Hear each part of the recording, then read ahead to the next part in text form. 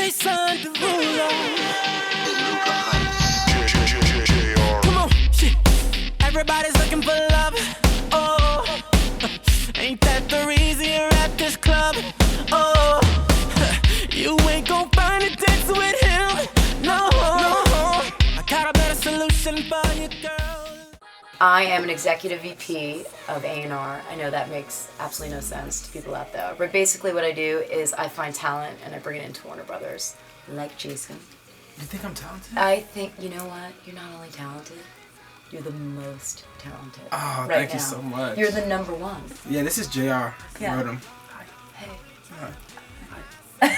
He doesn't speak a lot, so you're probably going to want to put up the volume. He's mute. Why did you choose to get into business with JR? Who's JR?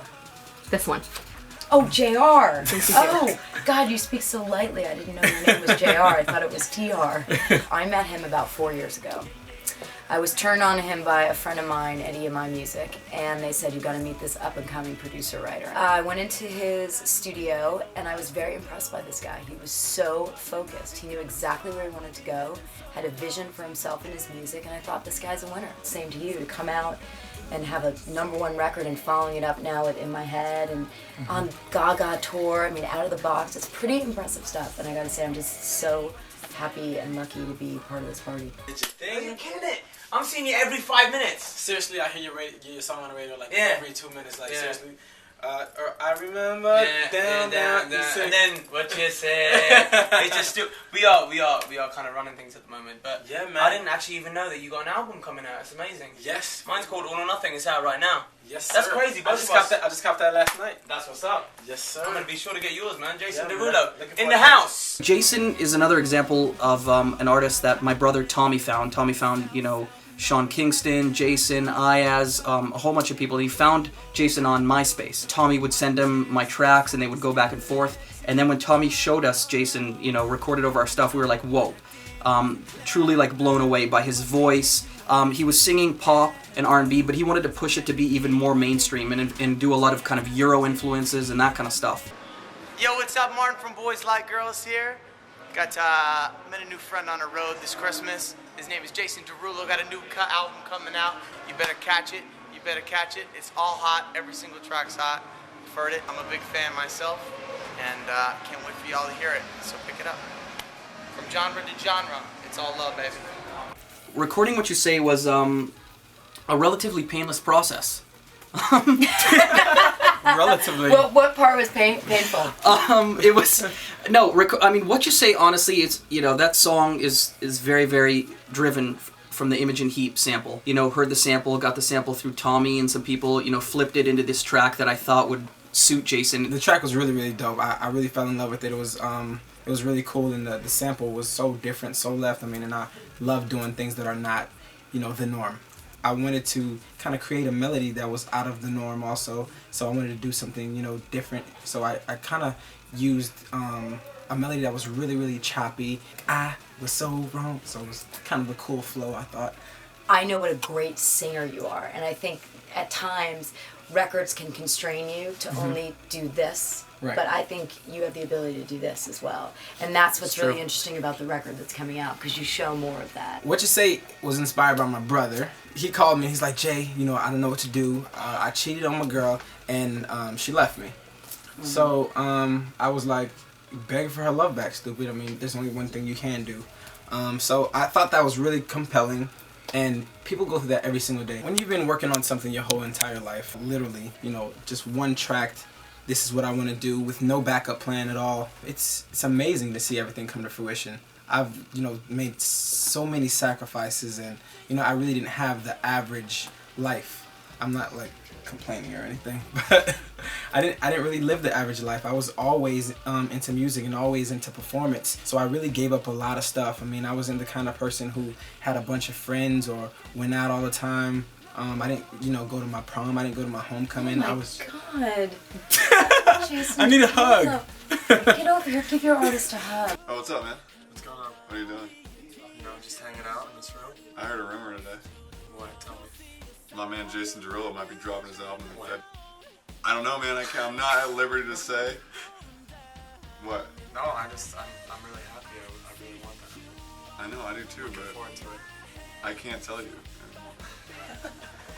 In My Head is actually my second single off the forthcoming. The track was really cool. I loved it because, you know, it had rock drums and rock guitar on it, and I'm in love with guitars. I wanted to create this fun, upbeat song to it, so I wanted to talk about my imagination and how vivid and how you know, large it is. Like when I'm meeting girls for the first time, you know. People ask me all the time, do I feel like any pressure about my second single being as big as my first?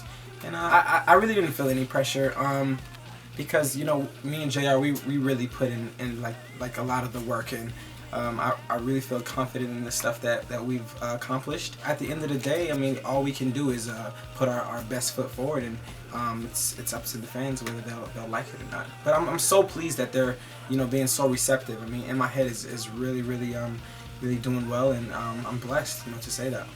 I'm sad Queen of Hearts isn't on the record. It's on this exclusive version. I know, but I kind of I just think the song could have been. I just love that song because there's a line in it that Queen of Hearts, I used to be the king of clubs. So how did you come up with that song? I was in the elevator and I was like, Queen of Hearts. I used to be the king of clubs. That's really cool. It's funny how that happens where you can have just one idea and then before you know you've written the song. I recorded like 300 songs for this album. JR still doesn't believe that I have 300 songs, but I do.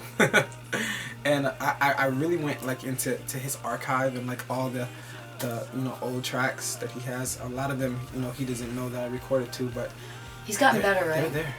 Well, JR? Yeah, he's gotten better. He's gotten better. I mean, he's really on a roll now.